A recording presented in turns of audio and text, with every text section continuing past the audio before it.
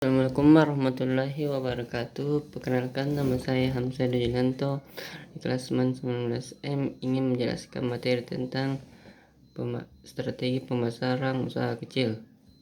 Pemasaran merupakan salah satu kegiatan bisnis yang terdiri dari penetapan harga, pendistribusian, serta promosian barang guna memenuhi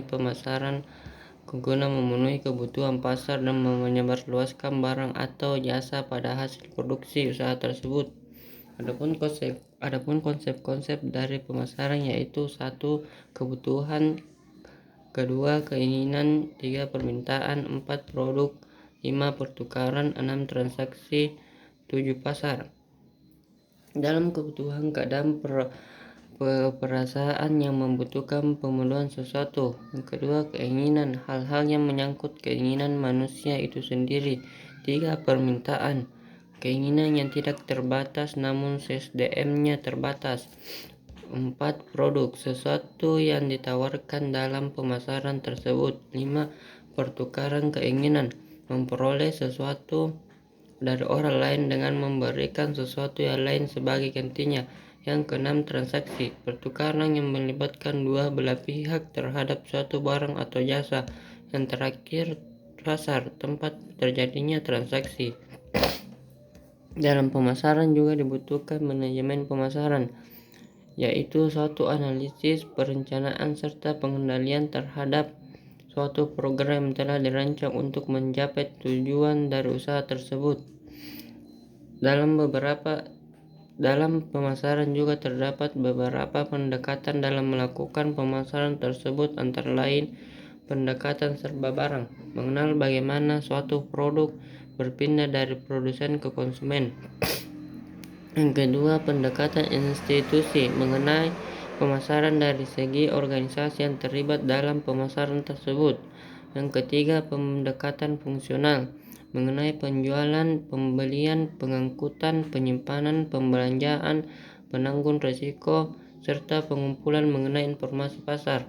4. Pendekatan manajerial, mengenai pemasaran yang berdasarkan pada pendapat manajer serta kepuasan yang diambilnya. Yang kelima, pendekatan nasional, mengenai kontribusi sosial dan biaya yang timbul akibat aktivitas pemasaran tersebut. Selanjutnya, cara mengoptimalkan pemasaran bagi usaha kecil dengan anggaran yang terbatas.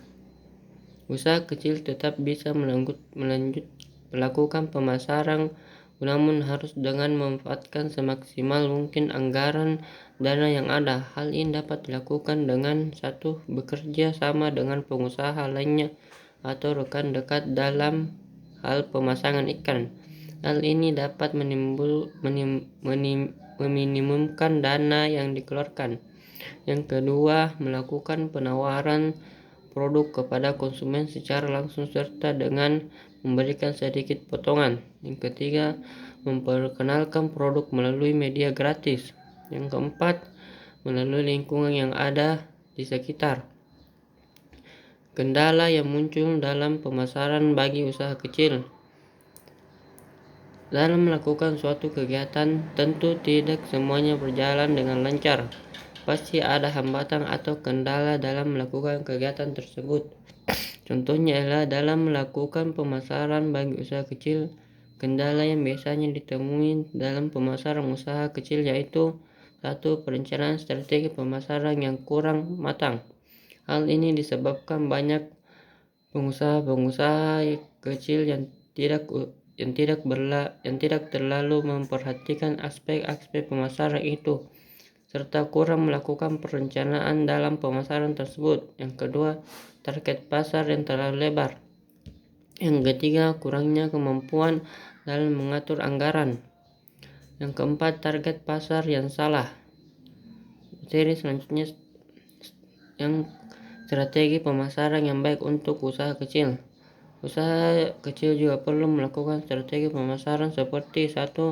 Melakukan perencanaan konsep pemasaran. Hal ini termasuk merencanakan anggaran pemasaran, strategi pemasaran, dan sebagainya yang berhubungan dengan pemasaran. Yang kedua, menentukan target pasar yang tidak terlalu luas. Target yang terlalu luas belum tentu dapat mensukseskan pemasaran. Jadi alangkah baiknya apabila pemasaran dilakukan pada target yang tidak berlalu luas dahulu. Yang ketiga, menghitung anggaran pemasaran. Perhitungan anggaran tersebut haruslah akurat agar tidak terjadi kesalahan ke depannya. Yang kelima, membuat website. Karena hampir semua usaha sudah memiliki website sendiri, hal ini juga dapat membantu memudahkan pemasaran. Yang kelima, membuat brand. Terkadang konsumen lebih memilih produk yang memiliki brand. Untuk itu, usaha produk tersebut memiliki brand agar pada saat dilakukan promosi dan iklan akan menghasilkan pengakuan brand yang efektif sehingga mampu meningkatkan penjualan. Yang terakhir, membuat hubungan dengan pelanggan. Hal ini dapat dilakukan dengan membuat member card, dan bagi yang memiliki member card tersebut akan mendapatkan diskon dan sebagainya. Strategi pemasaran ini sangat penting karena apabila strategi pemasaran kurang tepat, maka sebuah usaha bisa hancur. Kesimpulan dari materi yaitu pemasaran sangat diperlukan oleh setiap usaha, baik usaha kecil maupun usaha besar. Tanpa adanya pemasaran, produk yang ditawarkan tidak mungkin dikenal banyak konsumsi dan usaha pun tidak akan meningkat menjadi usaha yang maju. Namun, pemasaran tidak bisa dilakukan secara sembarangan. Harus ada strategi yang perlu diperhatikan dengan baik sebelum dilakukannya pemasaran. Baiklah, sekian dari materi saya. Lebih dan kurangnya mohon dimaafkan. Saya akhiri dengan ucapan billahi fisabilillah wastabil khairat. Assalamualaikum warahmatullahi wabarakatuh.